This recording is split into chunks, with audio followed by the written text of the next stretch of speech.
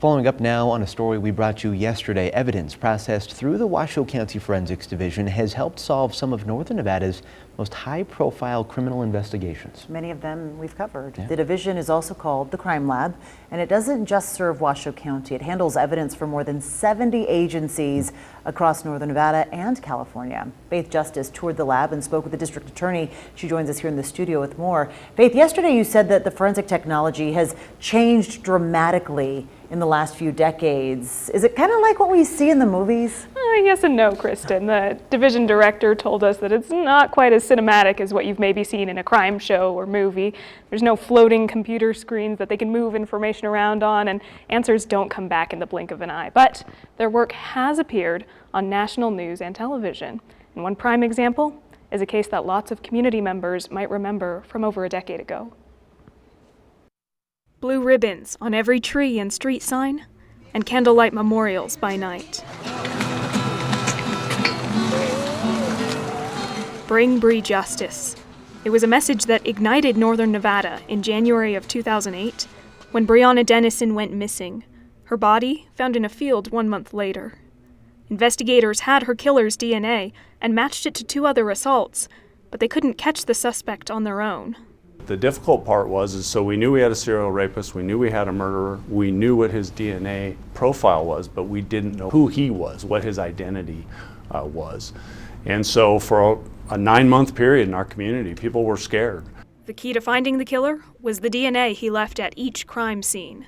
Today, thanks to robotics, Washoe County Forensics can process and prepare almost 100 DNA samples in under an hour. But it wasn't so easy 15 years ago. Scientists handled test tubes one at a time, by hand, to try to find the suspect in their pool of unprocessed samples. If that wasn't hard enough, the crime lab also didn't have the money it needed to get through its backlog.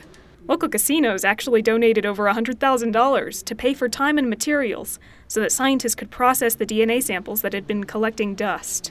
But the answer that solved the case didn't come from any of the profiles that they had on hand. It was DNA from the killer's 4-year-old son, submitted by the suspect's girlfriend, that linked him to the crime. Today, James Bila is sitting on death row in Ely State Prison for Denison's murder.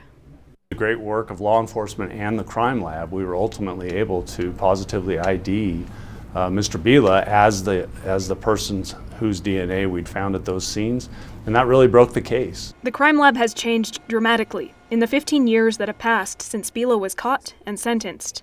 But many of the scientists here are humble when they talk about their jobs and the cases that they've helped solve, partially because they say it's important that their work is independent and impartial. As forensic scientists, we actually try to disconnect as much as possible from the criminal investigation side. Our job is to stay unbiased and to stay neutral in our analysis. So a lot of times we won't have information about what's happening in the background within the investigation. And yet the evidence processed here is integral to law enforcement investigations and ultimately prosecuting suspects. One chief deputy district attorney says it helps him meet the high standard that he has to prove in court. Our standard is beyond a reasonable doubt, but the juries expect more these days. They want that reassurance that they have no doubt in their minds that this is an individual that committed that crime. And while that can be challenging for us, DNA obviously helps considerably in that. Mike Bullenbaker saw that firsthand in a gruesome case that rattled a neighborhood near Reno High School. 2 burglars went farther than a typical smash and grab. They kidnapped a 75-year-old man who was sitting in his recliner. They stole the wedding ring off his finger. They tased him. They played Russian roulette with him. But one of the suspects left behind a critical piece of evidence. The individual grabbed a beer bottle out of the refrigerator as he was kind of making himself at home. The crime lab was able to swab the beer bottle and get a DNA match from touch DNA to that individual. The suspect didn't even have to take a sip. The DNA he left on the surface, just from touching the bottle, was enough.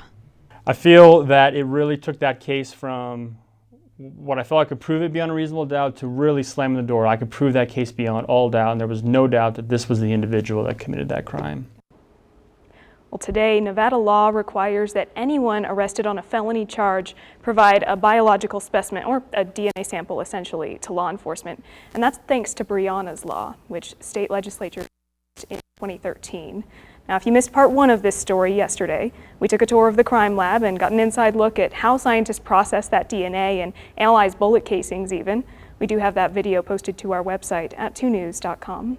Covering the story, Faith Justice, 2 News Nevada.